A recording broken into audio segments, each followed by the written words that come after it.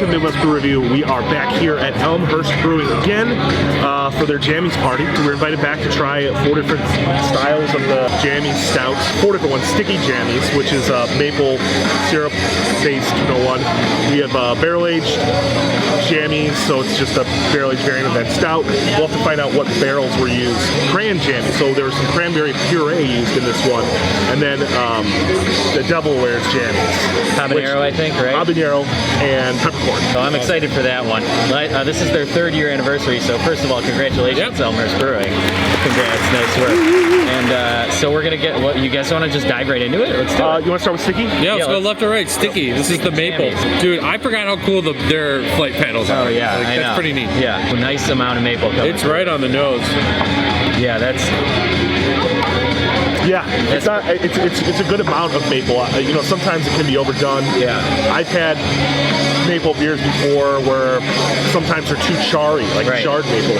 This one really is like smooth, like they say, smooth jammies. I would say it's more than a medium-sized like mouthfeel to it. Right. I like that aftertaste too. It is like the perfect amount of maple that just kind of comes out when you breathe out. Oh, yeah, that's perfect. Yeah, awesome base. A little the spices there. It's like velvety.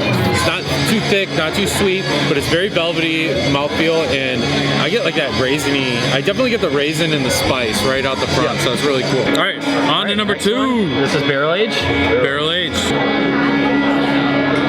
I'm very interested to see what barrels, because it's got a real unique barrel flavor coming through. I'm getting like a sweetness off of it. That's different than from what the maple did. Yeah. Ooh, that is interesting. Is that burp? Is that whiskey? I don't know.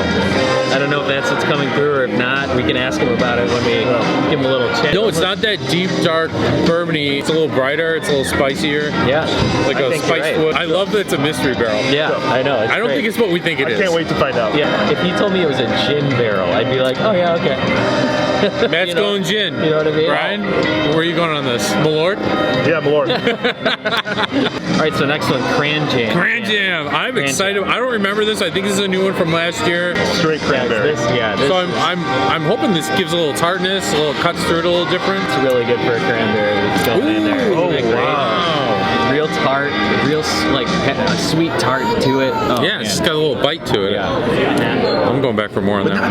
Not like too tart. No, it's like, They got a lot of. Oh, it's like an oatmeal raisin cookie, but they swap the raisin out for crazy cranberry. Crazy. Yeah. Cheers to Cam. Like he always comes up with like crazy flavors.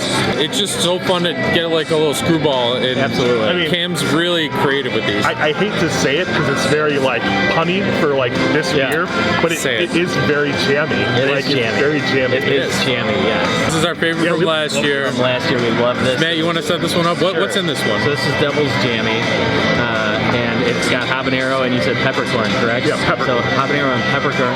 Christina off camera just had it, and her face went right off the bat. Real hot. Right off the bat. Oh my god. Oh, awesome. All right. Cheers. I love it when they go heavy-handed on the spices. You need to have a beer on your menu that's a challenge. Dude, right? we love spicy beers. Oh, yeah. That is right up front.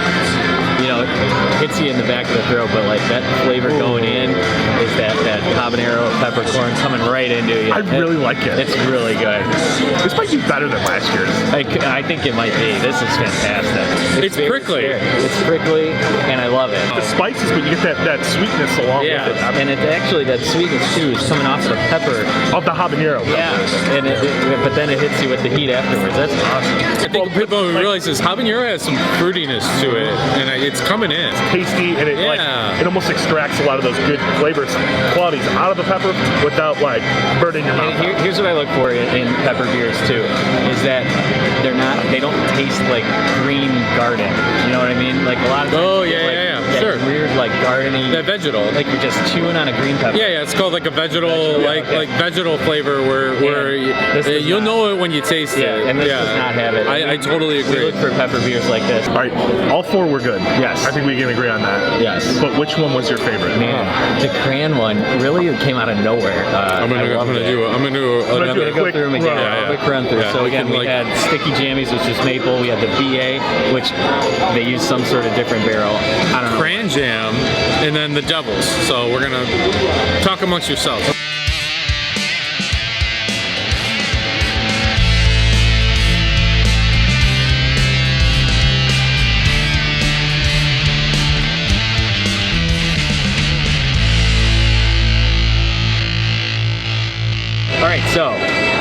them all again. We went through them again a second, third, and fourth time. Delicious. I'm having trouble. Brian's having trouble. He actually has drank the most of his, and so that really, I think 2 years in a row. All right. Going with the Devil's Jammy. With a close second, actually. As I started drinking the sticky jammy, I think that was my second, number 2 for sure. I'm going cran jam. Oh, cran jam. I think it has just enough tartness. Yeah. It's not teetering on sour, but it's got enough to cut the sweetness of the beer. It's super balanced, and there's no doubt it's as advertised. It tastes like a cookie, cranberry cookie instead of a raisin cookie. I am going to second the cran jam. Yeah! The honorable mention for me was definitely the sticky jam, just because the nose on this beer is insane. It's just straight pancakes. I think for the sticky jammies, what I would really like to see is actually a barrel-aged version of it. If they do that, you get just a slight little bit more char, a little vanilla in there. Matt said earlier, none of this works without a solid base. This base beer, this oatmeal cookie stout, is so good. In the name, it's smooth, but it's so velvety and super drinkable. It's just really delightful. When you name a beer something, it's sometimes breweries kind of miss the mark and they name it something they want it to be like rather than what it is like. But all these beers, like in the mouthfeel department, smooth. So our mission right now, though, is to find out what the hell that barrel is. So that's our number 1 mission. We'll figure that out. Stick with us. Here we go. All right, so we ran through the flight. We have so many questions, Fraser. Thanks for inviting us again. Happy anniversary. Question number 1, Devil Wears Jammies. Tell us about it. I mean, we did this one before, but this one seems like it's a little amped. So every year Cam's coming up in a sec, our head brewer, but every year we do different variants of Smooth Jammies, our oatmeal cookie stout. But Devil Wears Jammies is so popular that we do that every year. This year, the Szechuan peppercorn is a little heavier and stronger. So the habanero kind of slides in there, but the Szechuan peppercorn is really lingering in the back of your throat. I love it. It's a good peppery beer. It's not too strong, right? But it lingers enough. It definitely stays with you. It's a little prickly, and then it kind of smooths out. I like it. And here's Pete. Hey, what's up? Oh, you guys made it! Look at you. I haven't seen you guys in a year. I know, right? My favorites this year have been the Devil and the Sticky Jammies. I'm always a fan of the Devil, but I feel like this year the Devil, it's a little spicier, and the Szechuan peppercorns, it's a little more tongue-numbing than it has been in the past. I like the cranberry because it is actually jammy. Oh yeah. All right, our biggest question: what the hell barrel did you use to age this in? The DBA. So that is actually a blend of our 2019 Heaven Hill barrels, and then virgin oak. We're almost painting it as like an Irish whiskey barrel almost. It's got that fresh character. It's not the typical char that you get from a bourbon barrel. It was a medium toast to help bring out some of the vanillas and the caramels and the wood. And then that was actually blended back with some of the 2019 jammies that we had. I thought that was a very unique taste. That's what fresh wood tastes like. Man, that's crazy. Because pretty much every barrel-aged beer you probably ever had has been an old whiskey barrel or something. Did you say young wood or I thought it was young wood or wet wood? You were calling it? Yeah, I thought it was a fresh. It was a virgin barrel. So this time last year we had 4 different varieties in cans, and I think today we've got 12 or 13 varieties in cans and 5 different varieties in bottles.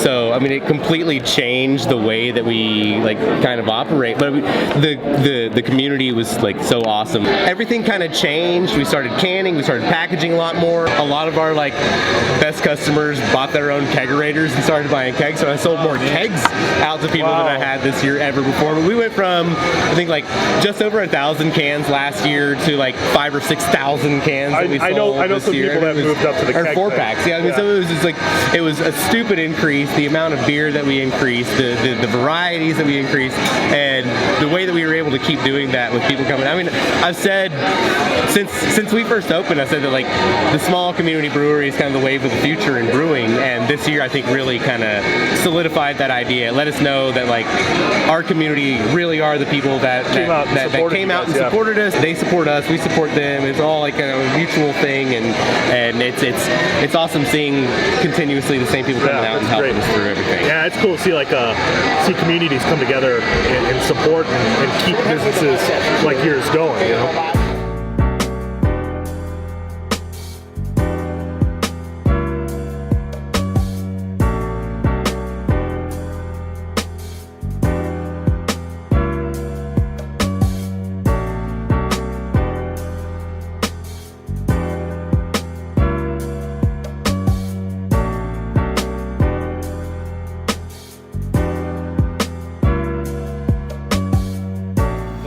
Got filled up. That's next year's Smooth Jammies. Old Fitzgerald barrels. So we filled those on day before yesterday. Got 2 more that I'm going to fill in a couple days. Over this way is where things are starting to happen. Kind of our little project that we did this year. Barrels like to be cold and wet, so we got a climate controlled, humidity controlled barrel room. Christmas 2021 beer. Oh boy. Our Sammy's Gloss beer. This part has been in here for a month and a half or so already. These have been in here since March of 2019. This is the first barrels that we ever really filled up for the room. It's a blend of 4 different kind of versions of the same beer.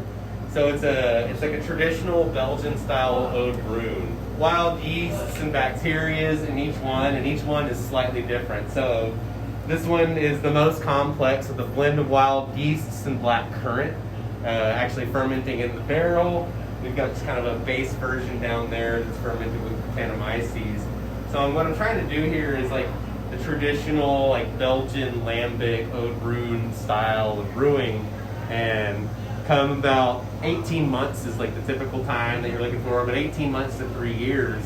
And here at some point this year I'm going to start pulling samples out of these barrels. Kind of one of the art of Belgian brewing is blending, and so all 4 of these barrels are going to kind of get blended together, and I'll likely make a fresh batch too. This will be FOBAB this year. Nice. Really? Yeah, this will be our submission for FOBAB.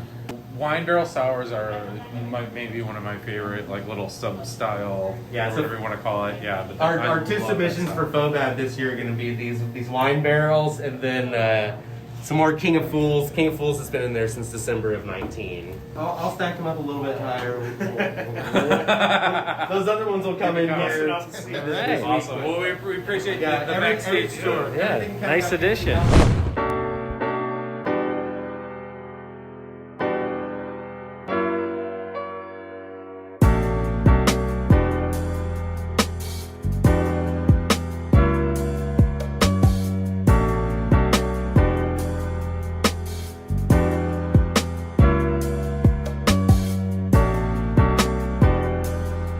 So that about does it at Elmhurst Brewing here. Thanks to everyone who brought us out here. We had a great time, and this beer is delicious. And guys, remember, it's just beer. But it's pretty damn